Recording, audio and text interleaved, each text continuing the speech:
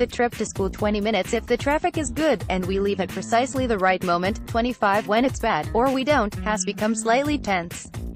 It's going to come up sooner or later. I've been practicing what I'll say in my head, as the children fight over the Spotify playlist, and the rain beats on the windscreen, and the heads of disembodied fetuses float past the car windscreen. Don't repeal me, the posters say.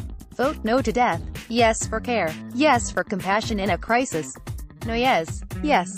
No. The 3-year-old shouts a reference to a character in her favorite animated film saying, which means she wants Elton John's I'm Still Standing, only for the 834th time this school year. No, moans the 10-year-old softly. Yes, yes, she shouts. The 11-year-old is quiet, looking at the window. It's a heavy silence. I am quiet too, remembering posters outside my school about dead babies 35 years ago. I was younger than she is now. Those posters gave me the same feeling in my tummy as the film the nuns made us watch of dying babies in Africa. Now the posters accompany us to school, they gaze reproachfully down from the entrance to neat housing estates. I wonder what they must be doing to women who are going through a miscarriage, or who have had an abortion, or who can't get pregnant, and I turn Elton John up louder.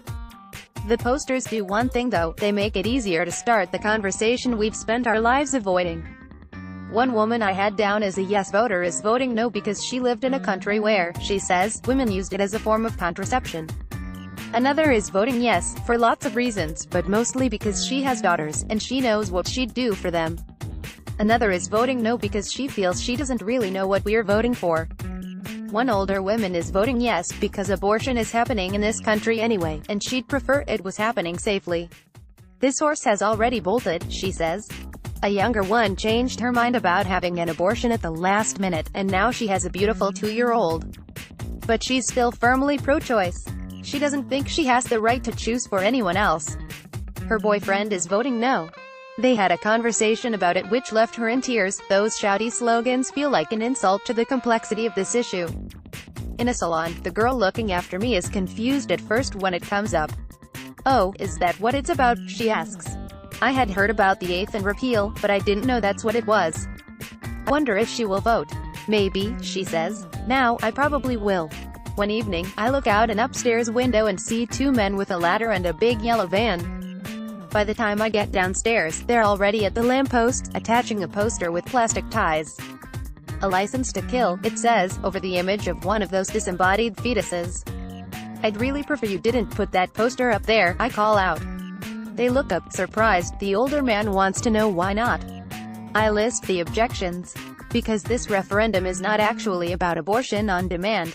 Because I have living, breathing children who will have to look at that image and those words every time they walk out the front door, and this is too complex and private a subject to be distilled into slogans. That's a living, breathing child too, the older man says, in the face of the basic tenets of biology and physics. He looks delighted with this. Clearly, facts take second place to emotions. Anyway, it's a public lamppost, he adds.